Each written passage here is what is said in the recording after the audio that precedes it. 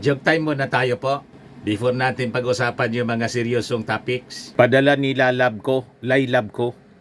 Usapan po ito sa mental hospital. Sabi ng direktor doon sa mga tauhan niya, mga pasyente. Bukas niya yung sekretary ng DOH pupunta rito. Binigyan niya ng instruction yung mga pasyente na bilang paggalangan niya sa sekretary, sumunod niya kayo sa sasabihin ko. Nakakaintindi naman ng kahit papano yung mga pasyente sa mental. Hindi man talaga totally. Medyo maayos-ayos na siguro. Pag niya, tinaas ko yung aking isang daliri, pumalak pa kayo. Pag dalawang daliri niya ang itinaas ko, pumalak pa kayo at saka sumigaw.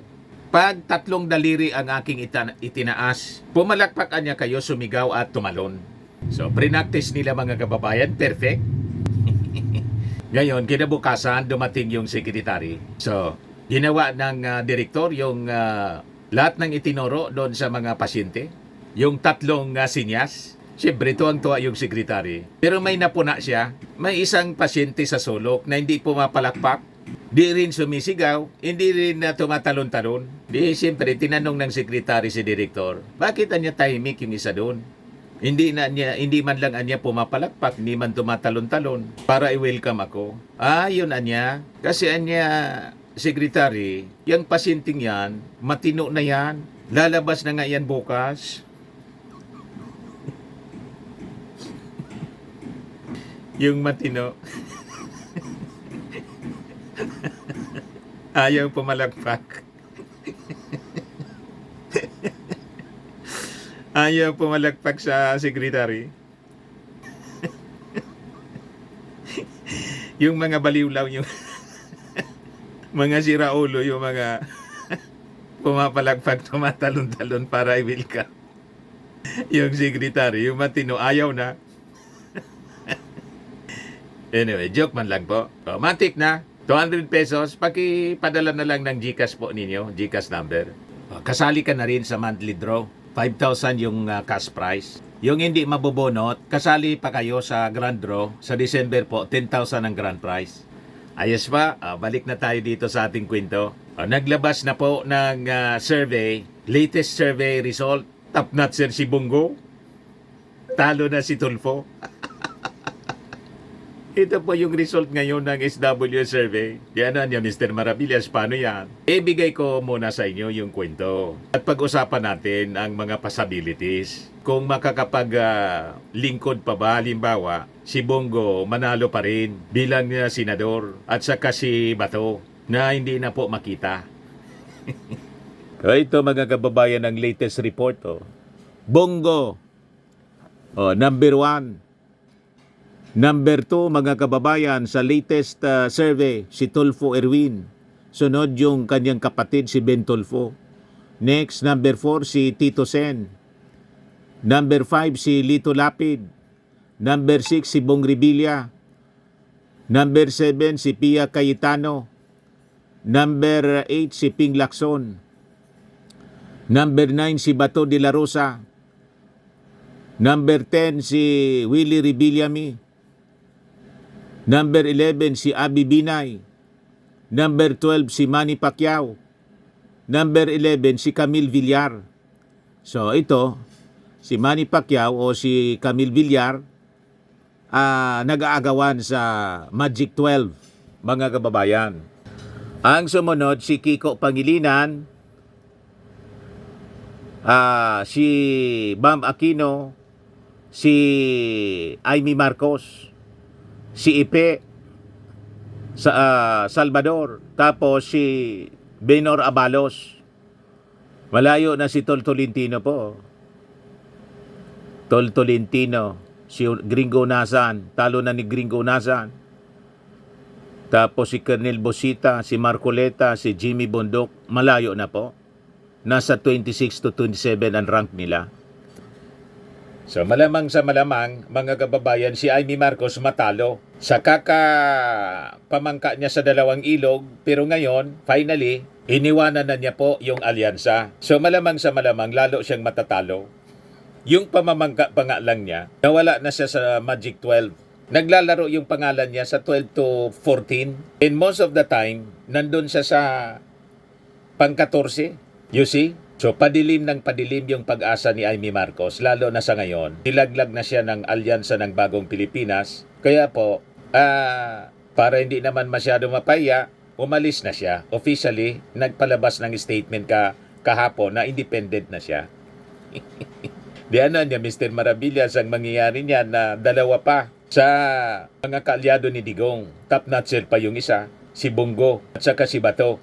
Pasok sa Magic 12. Ako sa tingin ko mga kababayan, hindi naman yan na problema. Alimbawa manalo pa sila. Ito, i-reading ko man lang po, analysis ko. Kasi po, itong dalawang senador ni Digong, kasama ito sa napangalanan na sabit din. Lalo na si Bato po. Sa kaso sa ICC, si Bato de la Rosa, hindi na nga po nagpapakita ngayon. So malamang sa susunod na mga surveys, lalo pang babagsak si Bato de la Rosa. And sa tingin natin, yung warrant of arrest niya ay secret lang. Pag ito'y nagala, malamang biglang lilitaw po si General Nick Torre. The moment na lumitaw itong si Bato, hindi na ito magkakapangampanya. At iisipin mga kababayan ng mga butante, masasayang man lang anya, huwag nang anya kay Bato. Masasayang anya yung boto natin dyan. At halimbawa pa, mga kababayan, manalo. Worst comes to worst, manalo sila. Worst comes to worst talaga niya, Mr. Maravilla. Siyempre, mga worst senator sila eh. Di ba? Magiging inutil din, mga kababayan. Kasi siyempre, hindi ka naman makakapaglingkod kung nasa kulungan ka na tulad ni Digong. Kung halimbawa, sinurrender uli, sigurado yan, isusurrender ng ating PNP sa Interpol. So, sayang lang. Hindi man sila makakapag-attend ng sesyon, sisweldo pala sa ating Senado. So, very unfair. So, malamang hindi na lang iboto si Bato. Pati ng mga dating siguro nag-iisip na ibotong muli. Ngayon, si Bongo, ganun din po mga kababayan. Ibigay ko sa inyo yung report ng Vera Files para po malinawan kayo na kasama po si Bongo. Pati nga si Sara. Ito yung unang report na lumabas noong March 17. ICC redacts Duterte's 9 co-perpetrators, De La Rosa possibly included. Ibig sabihin ng redacted po, tinago muna. Part of the 54-page document stated his co-perpetrators included each of at least part of the temporal period redacted. And other members of the Philippine National Police or PNP and high-ranking government officials together, including Duterte, the co-perpetrators. Aminado mismo si dating presidential spokesperson Harry Roque. Sabi niya, si re-electionist niya, Senator Ronald Bato de la Rosa could be included in this portion, along with other former PNP officials whose names he did not divulge. Sabi ni Harry Roque, I will state for the record that even before the warrant of arrest was issued, I was already acting as counsel for Senator Bato and for other former PNP chief, including, I will not mention their names anymore, okay? But 4 other PNP chiefs who could also be named as co-accused in this case, sabi po ni Roque. So kahit po manalo pa si Bato, magiging inutil din siya as a member of the Senate. Kasi sigurado, susunod na siya sa dahig mga kababayan kay Digong. Ang sabi ni Bato, hindi siya pahuhuli. Di tingnan natin kung hindi siya madakma ni General Torre. Oras na nasa kamay na nila yung warrant of arrest. Diyan niya, Mr. Maravillas, what about si Senator Bongo na nagtatap notcher sa latest survey ngayon? Ibigay ko sa inyo po yung balita galing sa Vera Files. Matagal na to. Ayan Kailan to? July 17. July 17, 2023. Sinulat ni Ellen Tordesillas. ng BIRA files. Ano sabi dyan? BP Sara to senators named in ICC probe documents. Aside from former President Rodrigo Duterte, Vice President Sara Duterte Carpio, and Senators Bato de la Rosa and Bongo were named in a document submitted to the ICC probing the killings related to the drug war during the previous administration and when Duterte was mayor of Davao City. Kaya kahit top-notcher itong si Bongo, malamang kasama siya mga kababayan sa huhulihin ng ICC. Susunod na siya through Interpol. Pati si Sara Duterte, mga kababayan, na pangalanan.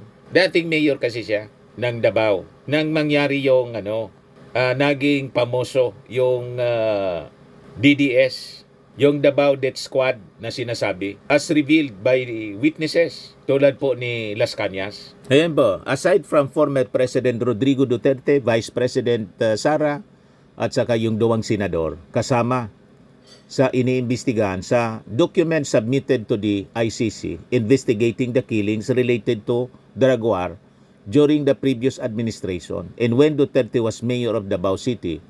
A copy of the documents obtained by BIRA files shows,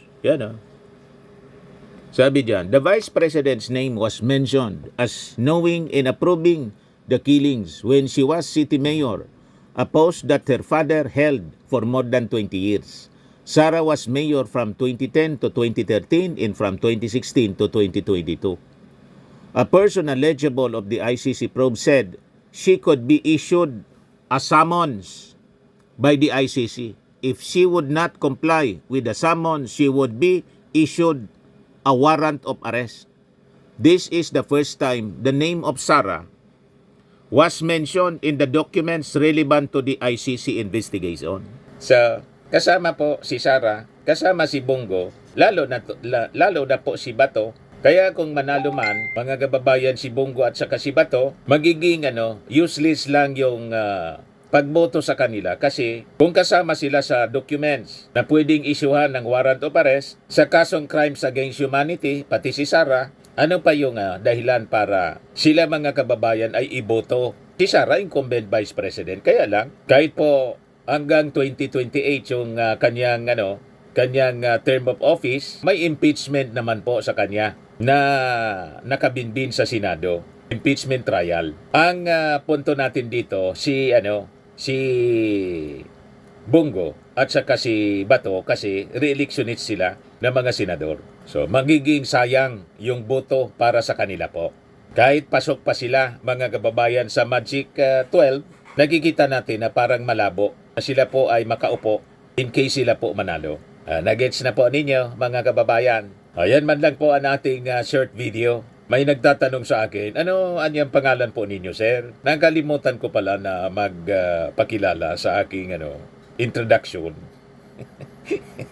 Tuloy-tuloy lang tayo sa discussion. Inassume ko kasi na kilala na ninyo ako. May mga bago pala tayong followers. Ako po si Dante Maravillas, isang dating mainstream journalist, broadcaster po ako dito sa Bicol. Okay na po? At itong ating programa, mga kababayan, atin sa inyo nitong ating mga sponsors. Fairmax Firming and Lifting Cream. Pinapay po sa mga pulses in affected area. Mainam po ito sa mga pains at paninigas ng mga kaso-kasuan. Ito sa mukha naman yung application, anti-aging, automax po siya. Ito ay Glow 60, mga kababayan. Whitening po siya. Made in South Korea. Ito naman po, Ningxia Red Mix Fruit Drink. Gawa po siya sa goji berry. May anti-cancer properties po siya.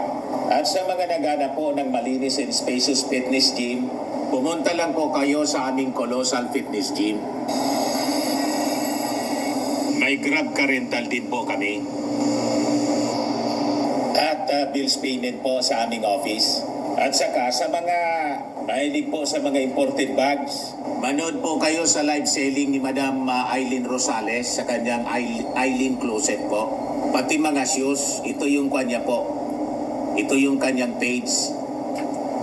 Kita ninyo, napakagandang mga online selling po siya.